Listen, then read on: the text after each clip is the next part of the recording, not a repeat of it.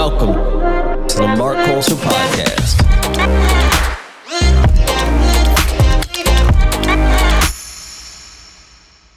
But yeah, man, so first off, welcome to the Marc Colcer podcast. Thank you for joining us. Pleasure, bro. man. Pleasure. Been a long time coming. Yeah, we've been talking about this for a few months now of making this happen, but you were out gallivanting on tour. A lot of moving around. Yep. So let's start off with just introducing yourself. Tell everyone a little bit about yourself. Yep. So my name is Chadwick Fellers, full name.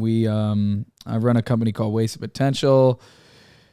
Man, we do a lot of different stuff. So we do everything from, let's say you're a manager of an artist. When you tour, you need a tour manager, you need sound, you need kind of a stage design, or you got video walls, you need visuals displayed on them. So it's kind of evolved. I used to just tour manage, and then it evolved into doing all these other things. So now we fill a lot of needs for a lot of different artists now. So it's pretty great. But we'll dive into this thing here. Yeah. No, and that was the reason why I wanted to have you on the podcast, because I feel like when people talk about like really cool jobs and like really cool industries, they always have to be the star of the show, right? They got to be the actor, they got to be the musician, they got to be the athlete. And a lot of the behind the scenes jobs are just as fucking dope without a lot of the like public pressure that comes with being the star of the show. And so your job has always been something, because I've known you now for probably about a decade. Yeah, almost. Man, we're old as shit. Yeah, we're getting there, man. But yeah, I mean, we probably have known each other for about 10 years. Yep. And so I've been able to see your rise of like when you were a tour manager going across the country playing those like 1,000-person shows. Yep.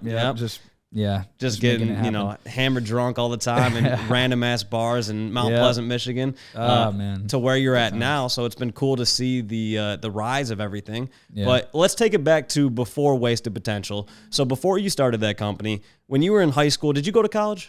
So Wasted Potential stems from a funny story of I went to high school outside of Chicago, and then I went to community college, just totally like messed up, wasn't really into it, dropped out of that, decided to go to a college in Chicago. So I was 18 or 19, went to Columbia College in Chicago, literally went to school, ended up going to school for under a semester.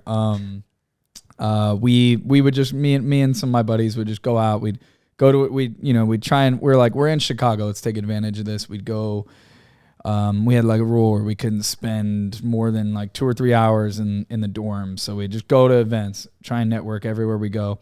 We'd be shooting like, shitty music videos or anything. But this artist, Mike Stud, was on Facebook, said something about like, hey, we're trying to book a show in Chicago. Is anyone out there book shows? And I just totally lied and was like, yeah, we sent a message like, yeah, we book shows in Chicago. We could totally help you out.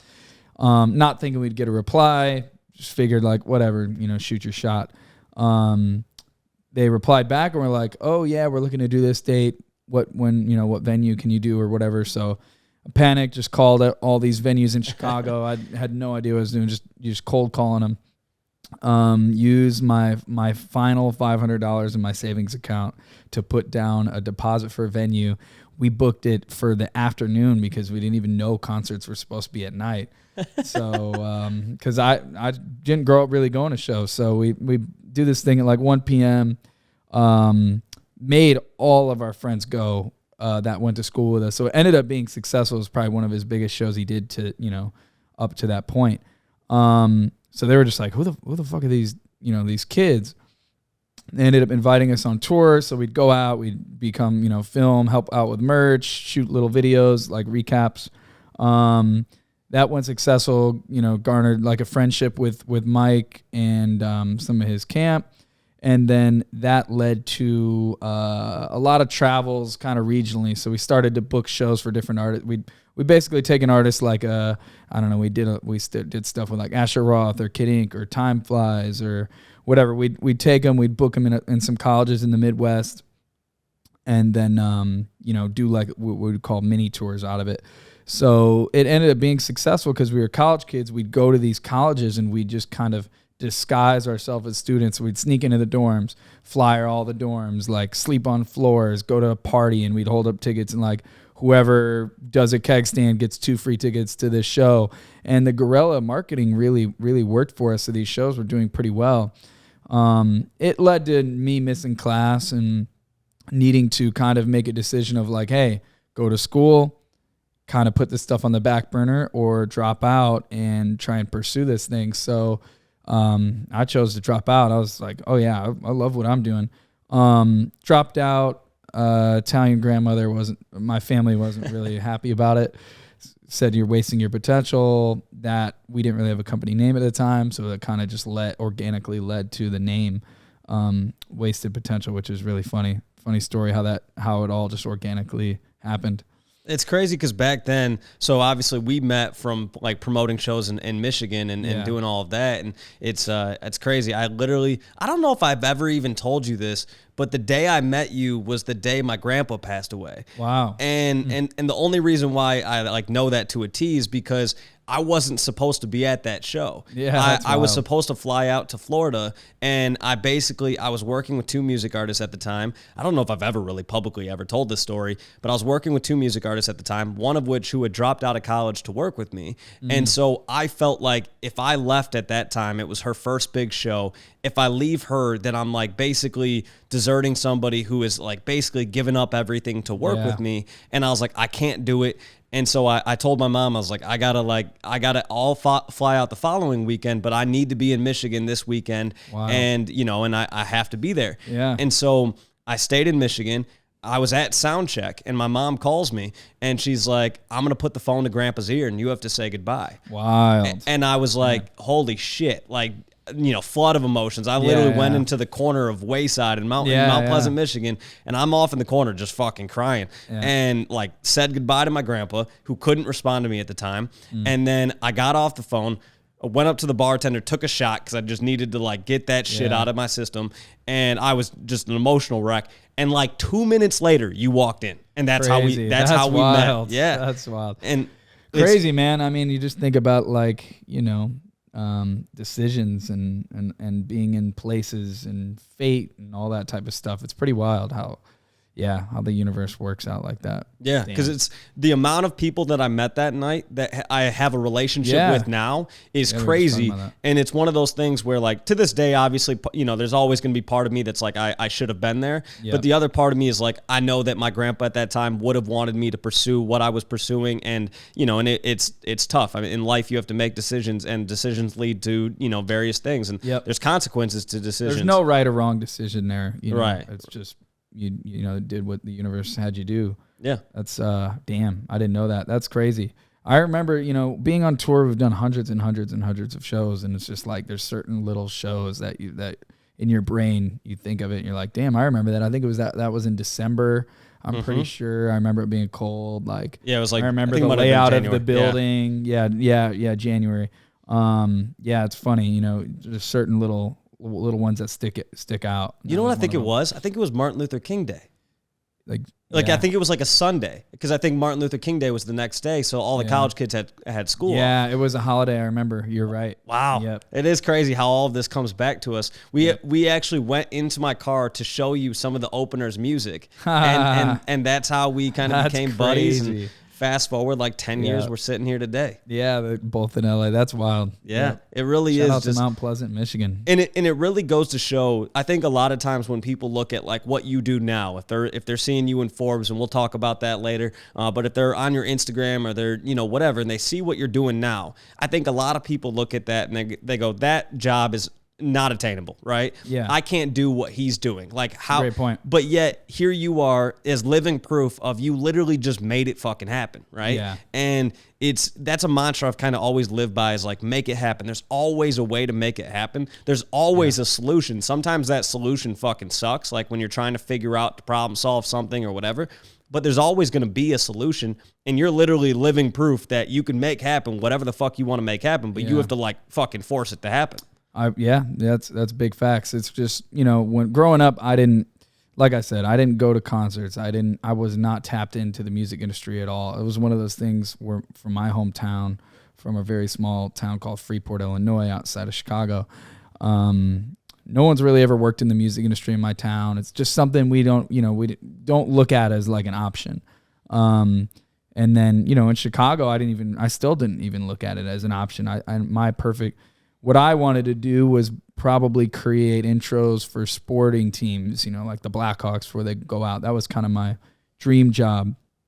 So, when something happens, I think just saying yes and taking risks and, putting yourself in situations and white lies have gotten us there as in, but I anytime I told something like, oh yeah, I can do that, as soon as they reply back like, okay, I'm going to figure out how to do that. We have sometimes people that come and try to work for us and they're like, yeah, I know how to do this or use this software or whatever. And cool. If you don't know how to do it, sure, you can still tell me you do, but make sure you know it by the time we dive into it. So I was really keen on that. So as soon as someone would say yes, I was like, dive in, figure out how everything works. And it just led to more opportunities, saying yes, figuring it out, putting yourself in positions to fail, honestly. And that is crazy. You don't think about it looking back, you're like, wow, this is crazy how it all developed. But at the time, I didn't plan on having this company now where we have, 100 staff and doing all these different things. Yeah, it's so fun to look back on though. You see these pivotal moments and you're like, damn, that's crazy how much that helped lead to the next play and the next play and the next play and whatever. Yeah, and I like what you had to say there too about how you just have to figure it the fuck out. Like, yeah. and that's something that I think goes with everything in life is there's going to be somebody who's watching this who wants to do this or wants to do that or whatever. And a lot of times it looks really daunting of even like somebody might be watching this and they're like, damn, like Marc, must be editing. He must know how to edit video and has been doing that for a while because I'm into photography. Yeah. And it's like, no, I didn't know what the fuck I was doing 2 months ago. Exactly. And I just Googled it, watched some YouTube videos, had my buddy Mike help me, and now I'm sitting here today and it looks crispy as fuck. This day and age, I think Instagram can sometimes, it's obviously, has its pros and cons, but one of the cons I think now too is you see things and you're immediately like, nope, that's not going to happen. Or you expect things to happen very quickly and pace, people are like, I've been doing this 2 months and I don't have a gig yet. All right, I'm going to move on to the next thing. It's never going to happen. But people, when they see the successes, they don't, same thing as athletes, you don't think about Kobe in the gym or all these, people who just won the Super Bowl, all the practices they've done and all the time they spend on their craft. Like it's the same thing in our world. Like I've been working on this stuff for, I've been running it for over 10 years now. So it's like, now we're seeing the fruits of our labor and all the successes and, it's great. But if I would go back in time and be on Instagram and see someone doing it and be like, oh, that's not going to happen or something. But you just don't. I think that's very important for especially the youth, to not let yourself down just because you're not having success in 2 months or even 2 years. It takes time to get things right. Yeah. And I think you have to, with everything, take an honest look at it and say, okay, is there something I could be doing better? Right. Yeah. And so even I launched a podcast about a year ago,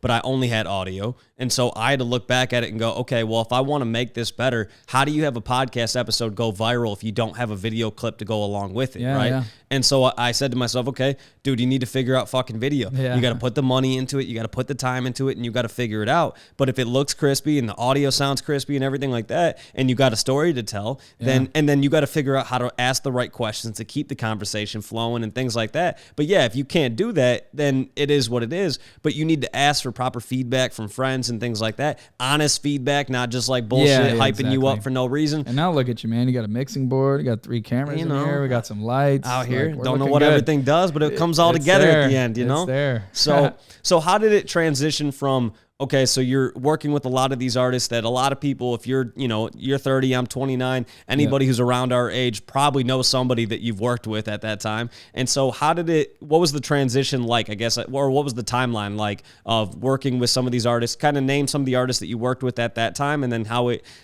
kind of transitioned to where you're at now. Yeah. It, another thing, just didn't have a game plan.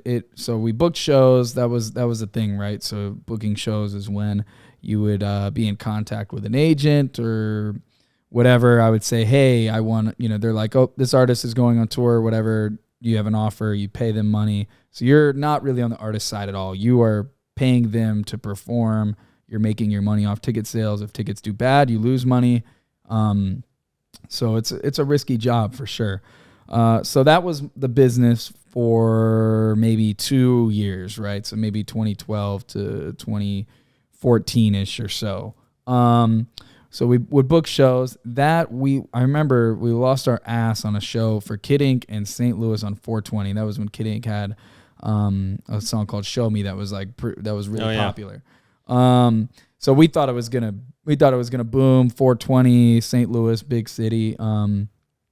Nobody fucking came to this show, and I literally did not have the money to pay them out. So, I wasn't a smart businessman back then. It was just like, this is going to work.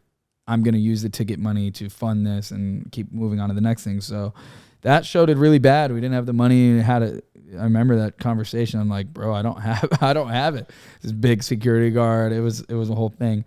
How much short were you? Do you remember? I lost maybe 10K on that show. And to me, 10K was a ton of money. I couldn't even fathom that amount of money growing up. Yeah. After that, I remember after that, we got through that and I was like, okay, I think we might be done throwing shows. It just was too stressful. It would either sell out right away like we would do. Some artists we booked back in the day, and you got to remember these guys is really small. They'd be playing 500, maybe 1,500 people tops. Guys like Chance the Rapper or Asher Roth or Kid Ink. We did a Riff Raff, Sammy Adams. A lot of these, like college age. They were big when we were in college era. So that was shifted out of throwing shows. Thank God I said yes to this. This dude, I remember we had a Kids These Days and Chance the Rapper show in Illinois State. This dude was driving from Minnesota. I was also a booking agent for this dude, Huey Mack, at the time. I would just book his shows because I knew venues and whatnot. So I had booked him in Florida, Panama City Beach, for spring break. I was too broke to go down there and enjoy it. So I was like, I'll just make my little money off of this and send him out there. So I was in Illinois State. This guy was like, hey, I'm driving to Panama City Beach. I can literally pick you up on the way through Illinois and you can ride down there with me for free. I was like, I don't know why this guy's doing this for me, but I was, 19 or 20. I was like, spring break, sure. For free? Yeah, I'll go down there and sleep on your hotel floor. Picked me up. We had a good weekend. It was fun. I got to go down there and experience something I don't even think I had ever been really out of the Midwest at that point in my life. So down there, he pitches me. He's like, hey, man, do you know this guy Somo? I'm interested in, I know I have a contact with him and I'm trying to book a show, a little mini tour for him. And I know you can do that. So I'm like, okay, this is why this dude brought me down here. Least I can do is try and make it happen for him. Made it happen. Went on the road to just make sure some of the shows went smooth, and I became friends with Somo because it was like his first shows he had ever done. And so I just showed him how things worked, sound check, whatever, we became good buddies. And then at the end, I remember we were in New York. Him and my good friend Drew was like, hey, do you want to be our tour manager? We feel like you might be a good fit. I was like, wow, I've been looking for kind of an exit plan out of this throwing shows thing. So I just said yes. Didn't know a single thing about tour management. Said yes, ended up on the road with him. He had a song called Ride that ended up being a massive song. And we met at a Somo show in Mount Pleasant. And I ended up on like Jingle Ball tours, and I remember a moment I'll never forget as like a 19 or 20-year-old. It was me and Somo at this Jingle Ball show. We go to hit an elevator to go to our dressing room, and I think it was Selena Gomez and a couple of people walk into the elevator. So it's us and her. Wow. And I was just like, what the hell is my life right now? And that was, she was like really doing her music thing back then. So tour managed him for a while, and then his shows were getting bigger and bigger, and we needed lighting, and we needed these things that we didn't really have resources for. So I was like, we need to do it. I'll try and learn it. So learned how to like set up lights, and then how to program them, and then how to use video walls and all this production gear that I had no idea was going to end up paying such dividends later down the road for our company. So, tour managing him and then doing the lighting, I found myself really liking the creative side of like designing a show and building the stage and whatever, designing it. So that ended up leading to a couple other really small artists that we would work with, and I had to leave the tour management role, but I couldn't just leave him on his own. So I've, had one of my buddies, Manny, I was like, hey, do you want to fill this role? I'll kind of show you how it works, and you take over as a tour manager. That little did I know ended up being like our first staff guy. So he ended up crushing it as a tour manager. I went and did lighting, and then that led to hiring another lighting guy and another tour manager, and then it just snowballs. So, 2 artists turned into 4, turned into 8, turned into 16, and now I think we probably work with maybe 70 artists or so. So, now we've got people like, A$AP Rocky or Jack Harlow or Lil Baby, or we've worked with like Doja Cat and a bunch of other artists that are like really at the peak of their game. And it's just crazy to me. It all just, organically stemmed with needs and just saying yes and just figuring things out. And now, we have like a solidified company that has a real reputation in the music industry.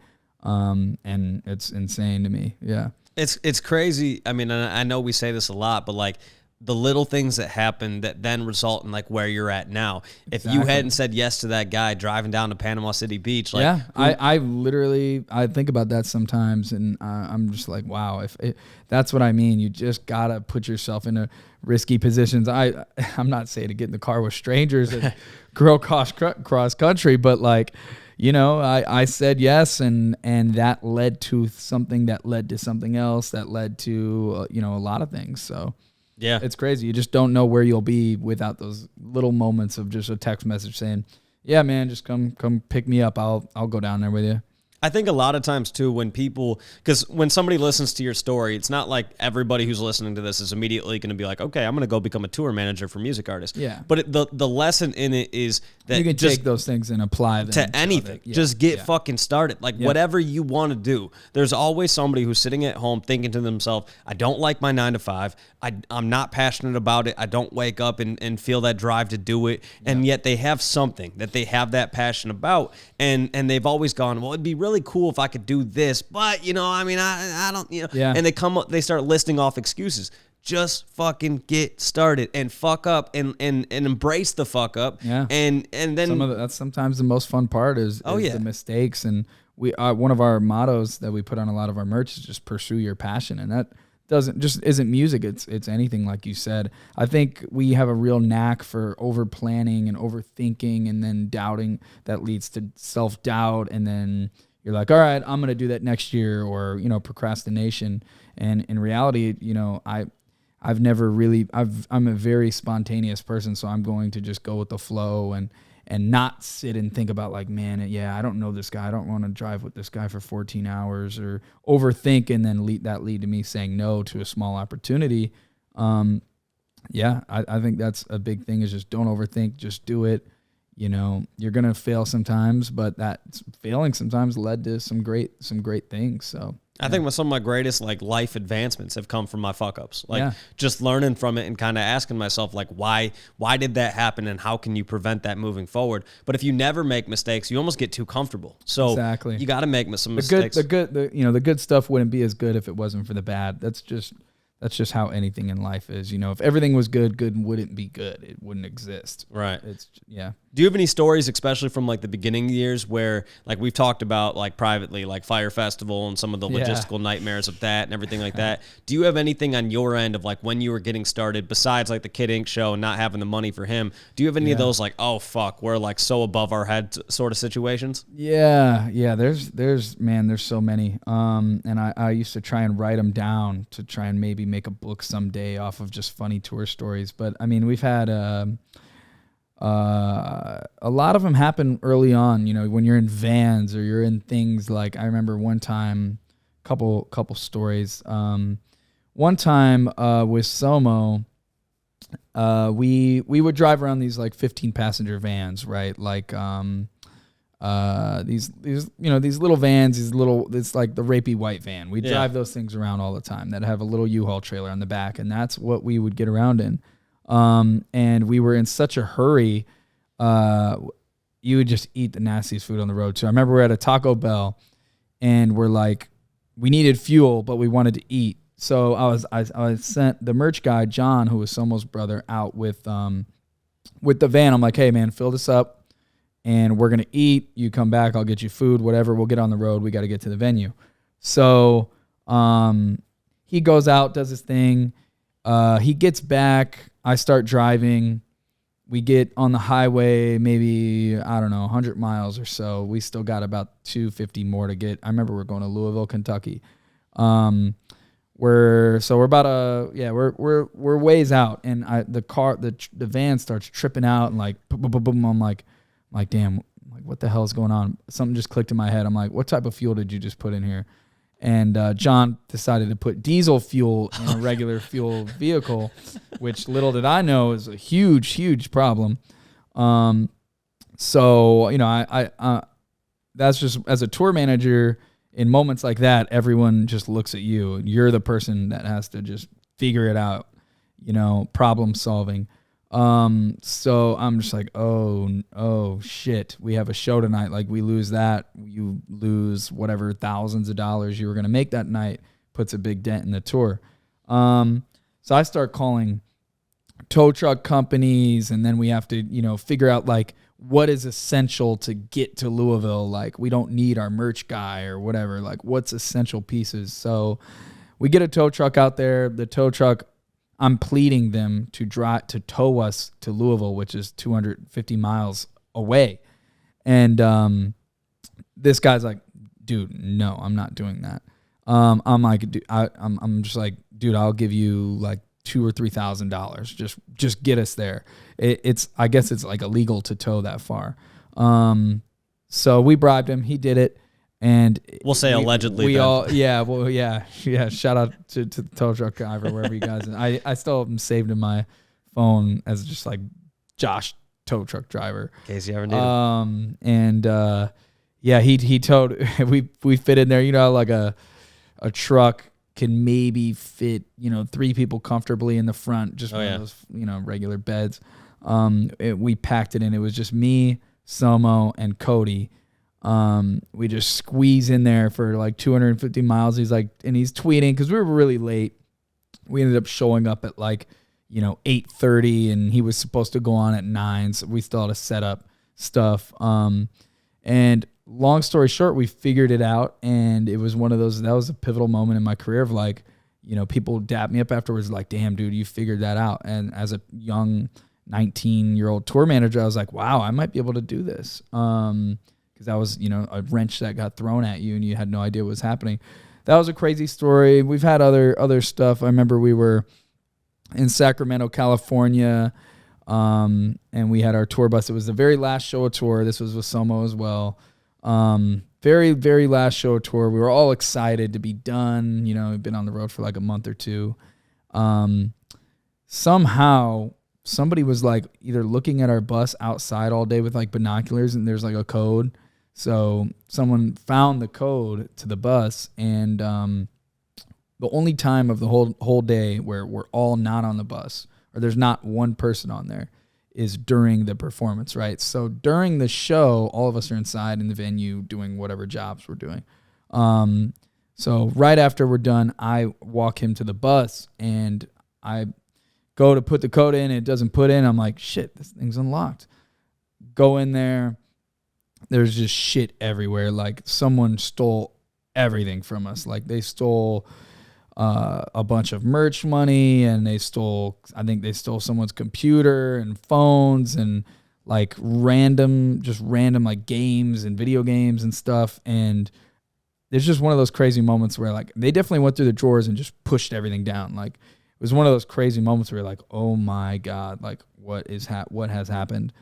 So we had the cops come, and there was a whole conspiracy that it was the bus driver, like, because we're like, oh, why would someone do this the last show? Like, what is going on?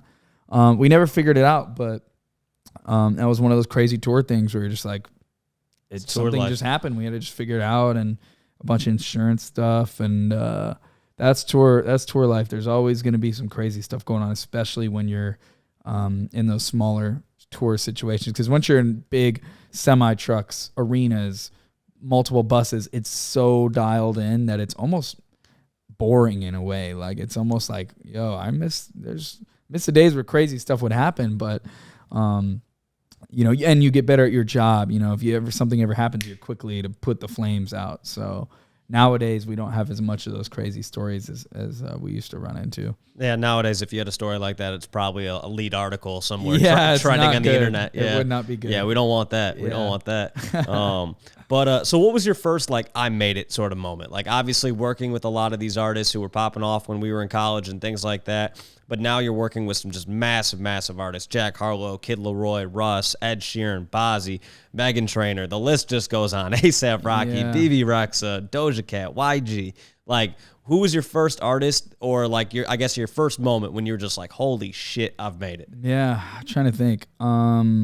There's been little moments. I getting the directing Tiny Desk for Ed Sheeran was really cool to me recently because that's just an artist that like, you know, it's funny you work with these artists like a Jack Harlow who's like, you know, a huge name right now and we're doing everything with him, but it doesn't get the respect of your parents and your parents, you know, grandparents or whatever, you know, the older generations. But a guy like Ed Sheeran is like a household name. Everyone knows who that is and you've heard his songs. So it's always funny those moments where it's like people from my hometown are like, damn, like, you know, a guy that we all know, like that was really cool. But I'm trying to think of early on, going on a tour with Logic and G-Eazy was a big moment for me because it was the first time going into like arenas and amphitheaters, and I was running all of the visuals and video walls and stuff like that. That was a tour where I was like, wow, like this is real, you know, this is a real big venue. This is 10,000 people or whatever it was.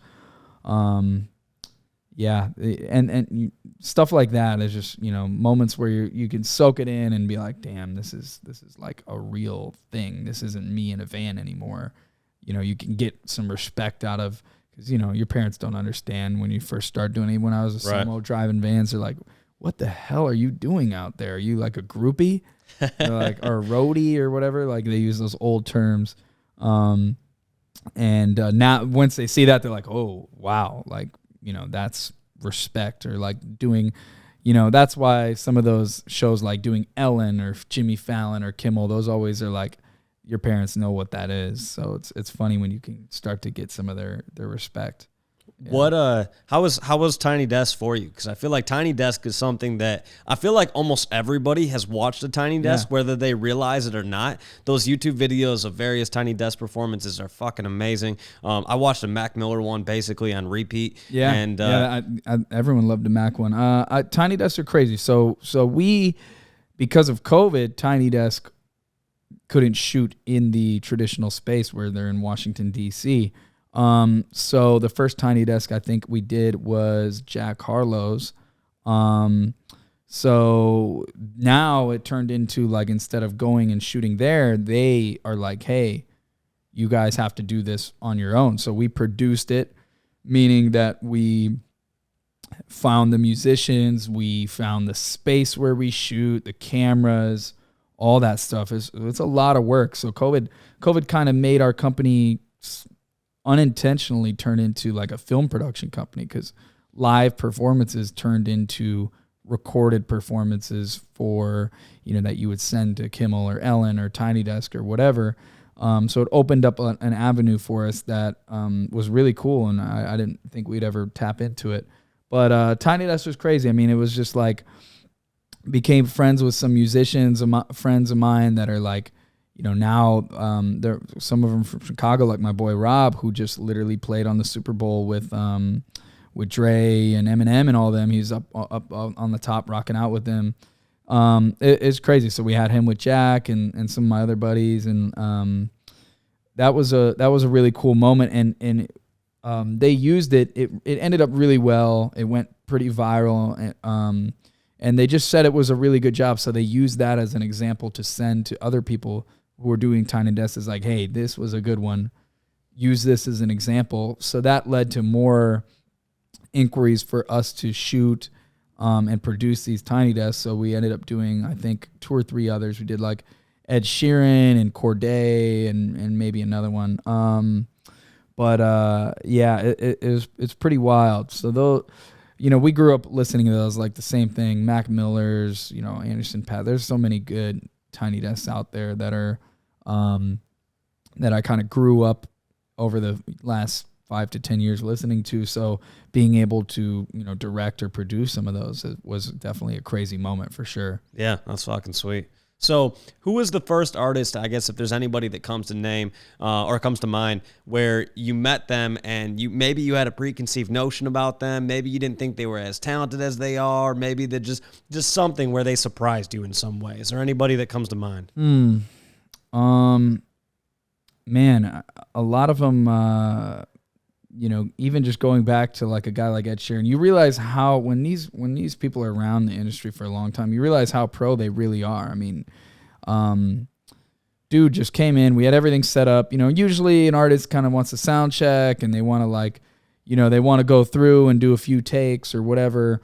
A guy like that, Ed Sheeran, comes in, literally goes right to his like, hey, what up? Nice to meet you, blah, blah, blah. We talk about the set list and what he's got to say in between songs or whatever. Boom, knocks it out. One take, was like, yeah, that was good. All right, nice to meet you. Great job. And he's just, out. Like some people are really, really, really pros, and it shows. You're just like, wow, great guy. Knew exactly what he was doing, could sing like crazy. And so the veterans in the industry definitely like that. And I think the industry, not only as artists, but in my field as well, that, the assholes and dickheads get filtered out over a year. So if you're around, like, they tend to be great people, like very, communicative. They know what they want. They're friendly. They're not, divas. I haven't ran into too many big problems with that. And I'm super thankful for that for sure.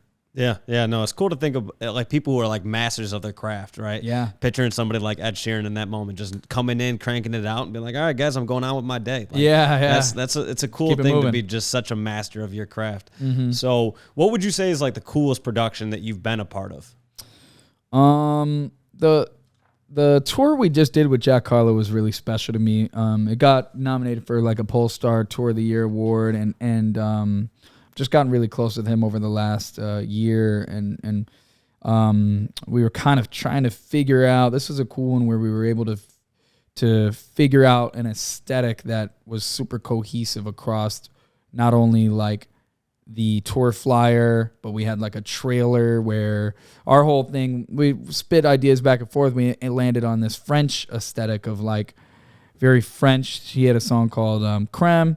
So we ended up calling the tour Crème de la Crème. The hoodie you got on. There we go. There you go. Ended up calling it that.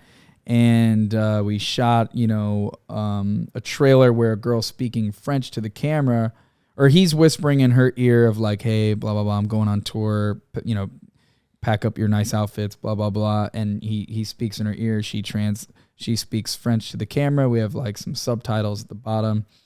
And people were just like, damn, what a cool way to kind of announce that you're like going on tour. Then we had a flyer that matched the aesthetic. And then we were thinking of the stage. I'm like, man, what if we put just a giant cafe on stage? Like, what if we could figure that out? Did some crazy engineering. We figured it out. Had literally a giant cafe on stage with some cool lights. And he'd come out of the door. It'd be all smoky. And then the merch matched it, and it was just super cohesive. So I'm becoming very appreciative when you can do things like that. It's not just a cool stage. It's like the visuals are French and everything is matching each other and complementing each other. that's kind of the goal, is to try and do more of that, where we're leveling up not only the stage production, but just everything as a whole. And it becomes super immersive for the fans. And I think they enjoy that, especially the young Gen Z kids. Like they're so on top of their stuff. They're like, all right, this was put together, intentionally. Have you ever had a project where, I'm sure this has happened at some point, but where an artist has said to you, like, okay, I want to do this, and you're sitting there being like, there's no fucking way like that's even possible, and then you manage to pull it off? Yeah, for sure, that happens. That definitely happens. Even trying to think of a crazy project earlier on, like Migos Coachella in 2018, where they wanted like their chains, they each had like a signature chain they'd wear, and they wanted to just be gigantic and hanging from the ceiling and stuff. And we worked with some people and we're able to put that together, and then we had like these visuals and crazy stuff. But artists, that sometimes that leads to the best stuff. Is like innovation only happens when you're like pressing and you're like kind of pushing things forward. Otherwise you just play it safe, and trying not to do that as much now. It's like, let's make this happen. Let's push things to the limit. From somebody who is a master of their craft, then I'm just curious, what was your take on the Super Bowl performance, the halftime show with Dr. Dre and Eminem and 50 Cent, Mary J? I personally loved it. I think we're hitting a pace right now, a space where everyone is trying to attack nostalgia, because like everyone knows those songs, and those songs have even translated towards younger and older generations. So you just see that everywhere now. People are just remaking movies and re-pushing out things that came out 10, 15, 20 years ago. And for the Super Bowl to press nostalgia with all these hit songs, like typically, a Super Bowl is going to have a song that is, like last year with The Weeknd, like Blinding Lights, and these songs that are relevant now. So here to have them almost be a throwback performance was really cool. West Coast, they kept it real simple on the production. Like there wasn't as much moving or dancing or crazy stuff going on. And sometimes less is more. These are like older artists up there. You don't want them jumping off stuff and dancing around. Like I think they did a great job executing it. And everyone I was with was loving it. It was cool to see 50 Cent performing Upside Down, because anybody who's our age, exactly where that came from. Some of the younger people we were with, like, why the fuck is he upside down? Or like, that's because you gotta know. That's how you know they're too young. Yep. If you know. Yeah, that was a performance where it was like, man, if you grew up in the 90s, if you're a 90s kid, like that was your fucking shit. Yeah. And that was, oh man, I was loving that performance, and I felt like the bar I was at, that was the loudest part of the night, was everybody cheering for that, because it was everybody singing every song. I wonder what they'll do next year now. We'll see. It's in Phoenix next year, right? I think Scottsdale or something like that. Arizona. So yeah, that'll be interesting. Hey, who knows? You might be the one who's setting it up someday. That'd be great. What's on your? Yeah, I was gonna say, what's on your bucket list? Yeah, I think bucket list is being able to work on the Super Bowl with someone at some point would be great. Doing some more Grammy stuff. Like award shows are always really fun. Just designing shows. Like in my world, there's really not a lot of like recognition and accolades. So I think that's why the Forbes thing was really cool and unexpected. Is just like things, in my world, the artists get a lot of the thanks. They get a lot of the awards. They get a lot of the praise. My world's more in the back, like, hey, we're going to help make this happen. We're going to make you look good up there. So in my field of work, there's only a few things really where it's like Super Bowl is obviously one of them. Big award shows, and then just designing tours that get a lot of looks. Those are probably just, classic bucket list things in my position. So what was it like? You mentioned that a second ago, but in last year you were on Forbes 30 under 30 list. And so what was that like? Waking up, obviously you knew ahead of time that it was coming, I would assume. Didn't. Oh, you didn't? No, they don't, they don't tell you. Okay, no. so it's then, pretty wild. Okay, so then when you realize that all of a sudden you're on the Forbes 30 under 30, I've got 9 months or whatever it is to make it on there. So if I'm gonna make it on there, I don't think it's happening. I'll make it the 35 under 35. Yeah, there's always another tier. But what was that like? Yeah, that was wild. Yeah, so everyone always thinks but they keep it very, very private.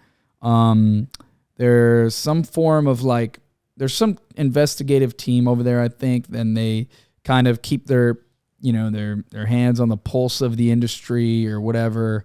So someone reached out, was like, hey, this was months ago. Hey, need you to fill this thing out. You just fill out a form like with your name and kind of what you do, blah, blah, blah. And then I think they just take that and invest. They have I'm sure they have just a ton of that, and then they just narrow it down, and they don't tell you, if you're going to make it or not.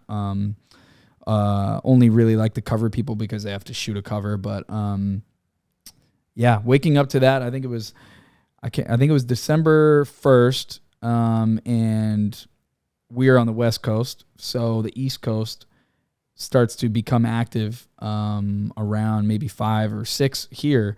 So I remember waking up and my phone was just getting a shitload of texts, and I was like, what is happening? And they were all just like, congrats texts. I was like, oh shit, I didn't even know it came out in December. I thought it would come out this year or like this January or February because it's for 2022.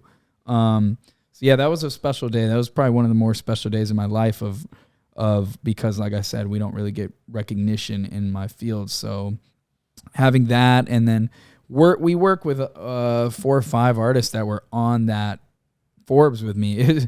It's so funny if you go and look on there. It's like me, and like next to me is like Lil Durk and all these artists like Jack Harlow and all these music artists. I'm like, damn, this is just crazy. I didn't even think I would, be in that position ever as a kid. There's no way in hell you could have told me I was on there. Well, bro, it's well deserved. I mean, it's once again, it's been really cool to see just kind of your growth as a person, as a businessman, as a it's appreciate just, that. Yeah, it's crazy. I look at it as a team award too. I tell everyone on our team is like, that is wasted potential's accolade. That's not me. I wouldn't be here if it wasn't for all the people all over the country working, and we all work towards one goal of just providing like a good product for artists and managers. So yeah, that was a big moment.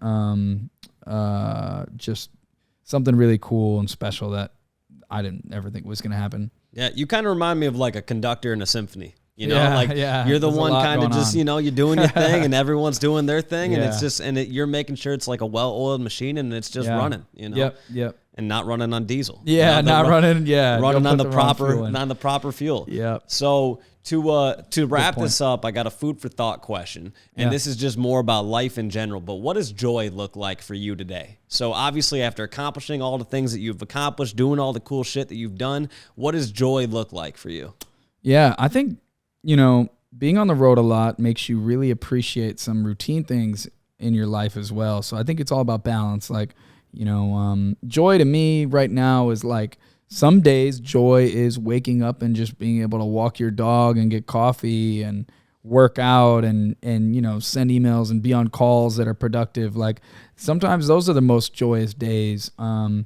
And then some other times is like you find joy in doing a massive show. Like we have Coachella coming up and doing a bunch of crazy stuff on there. So it's like, I think joy is a balance of work, life, routine and non-routine. Like there's, I'm realizing like everything is about balance, so being, I've got some of my friends who just, they're home, sometimes they don't even travel for maybe 2 or 3 years. Like I got a lot of homies that don't even have passports. I probably wouldn't have one if I lived where I used to live.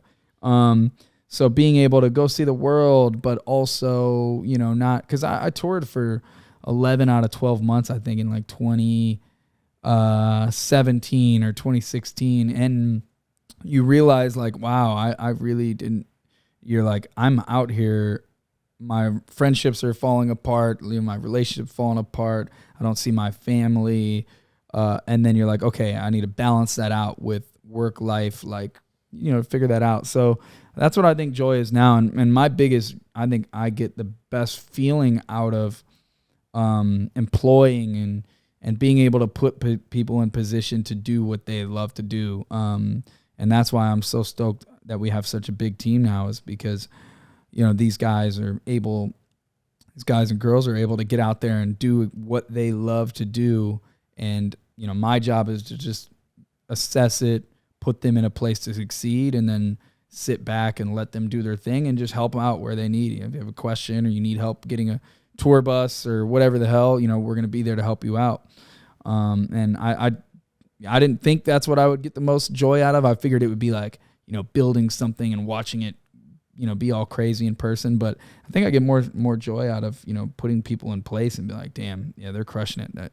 That's just a good feeling. Yeah, no, that's a super cool feeling. So what do you guys have coming up in 2022? Anything that you can talk about in terms of anything people should be excited about, certain tours that you're working on that are going to be fucking crazy, anything like that? Right now we're doing a lot of Coachella stuff. I think we're going to do some crazy stuff with Lil Baby out there. Jack Harlow's going to have another big year. We got Chelsea Cutler, Fletcher about to go on tour right now. There's a lot of stuff. It all just compiles. The seasons are so funny because they're like, all the artists seem like they tour in the same regions, the fall or the spring. And then, so it's going to be another crazy year for sure. And as, COVID protocols are slowly going away, hopefully.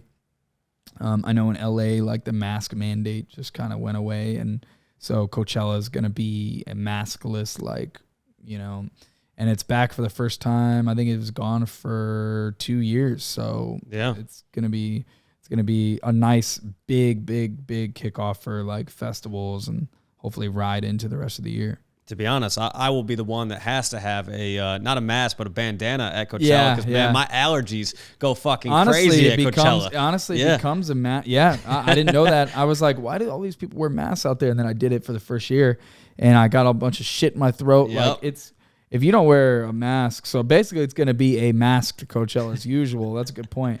Yeah. I think that's one of those things that people make fun of when they think of Coachella because everyone has the bandana around their neck. Yeah. But then when you walk in, you put it around your mouth so that you're not getting all that dust People and don't shit see the dust blowing around at the entrance. Yeah. If you're there for 3 days and you don't wear one, you will not be able to talk. Oh, yeah. It's insane. Dude, my eyes were watering so bad. Yeah. And I literally was like, there's something. This is never going to end. Stay away from that place at all costs. Yeah, for sure. It is for people who are looking on Instagram. They always think it's like that's for aesthetic. It's like beautiful. No. Yeah. It is the entrance to Coachella. Your allergies go fucking nuts. Yep. You're right. But actually, so last question for you because I forgot to write this down. But so how did COVID affect your business? Were you ever worried? Because I mean, it was like there was a long period of time where people in the music industry and the entertainment industry, it felt like their jobs were never going to come back to normal. Yeah. Canceling concert tours left and right, canceling this, canceling that. What was that like for you? Yeah, COVID shut a lot of companies down, and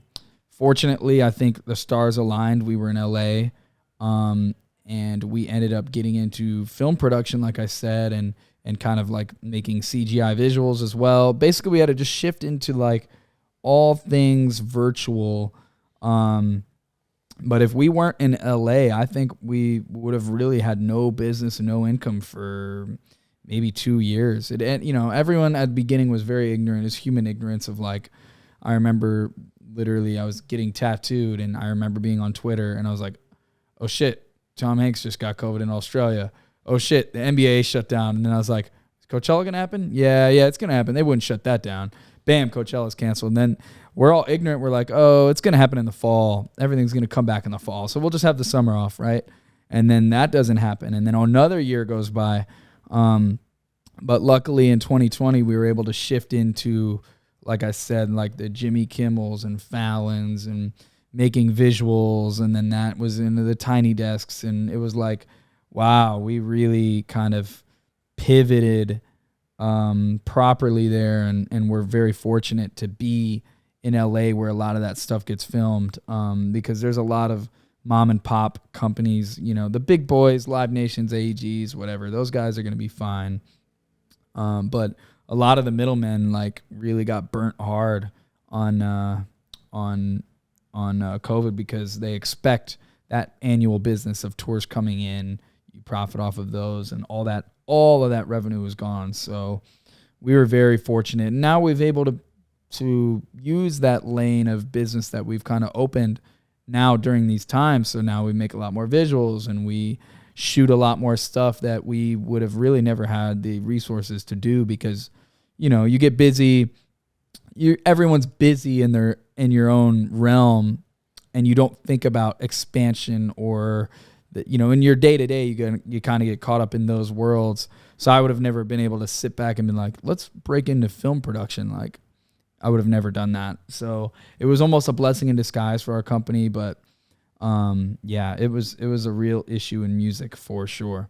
And it goes to show again, like all of this comes full circle, is that your job when you started was problem solving of like, yeah, I can just figure it out, and then figured it out. And same thing with COVID is that when COVID hit, I remember I was driving home from a shoot in Malibu when the NBA was shut down. Yeah. And I was shooting with somebody who was like 23, and I was a little bit older than her. And I said to her, I was like, I'm 27. I think I was 27 at the time. In my 27 years of living, they've never shut down the NBA. I was like, this is like a huge fucking deal. Yeah. And so then I Googled like, how long does a pandemic take to end?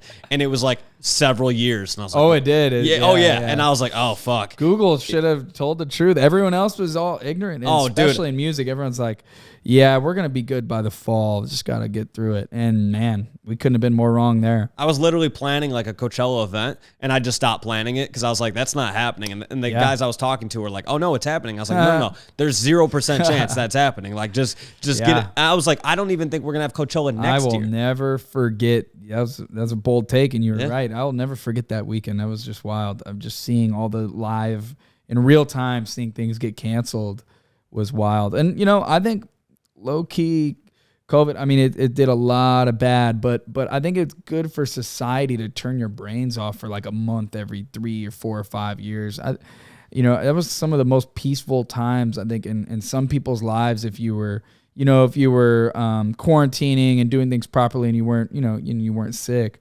there were some weeks where it's like, wow, I have nothing to do. It's almost like being retired, getting a taste of that in your 20s is nuts. Yeah. I think if anything, you have to find the silver lining in everything. Like, in life in general, like obviously COVID fucking sucked, but at the same time, it was a huge time for self-reflection. And big time. That was something where I did a lot of deep thought. I didn't see my family for a year. Yeah. And so I had a lot of time sitting in here thinking about what I wanted to do. And at the time I had 2 like big ass black tables in here, no lights in here, whatever. There's no overhead lights for whatever reason, whoever designed this place. Terrible. But, and so I literally just said, okay, I'm going to put in a podcast setup. And so my first like 2 months of COVID was just figuring out a podcast setup, and then eventually figuring out video and everything like that. But, it's just, you have to pivot and you have to find, a way to make the best out of every day. I was doing my workouts literally right there, just putting a yoga mat out there. Yeah. And just doing random ass home workouts that I fucking hated, but my gym was closed for like a year. That's why being in LA was nice too, man. I got people in New York that were just like cooped up in studio apartments. And it's just like, man, that's why the silver lining, I think, is in LA. We're experiencing sunlight. We're getting plenty of that. We're getting, we got a yard where I'm at. So it's like, it was kind of peaceful in a way, but yeah, I mean, for society it was horrible, but if there's any silver lining, it was being able to just flip that switch and your brain is kind of just at peace for, it turned into months and months, but, I don't think the human brain's meant to just go on hyperdrive all the time. And that's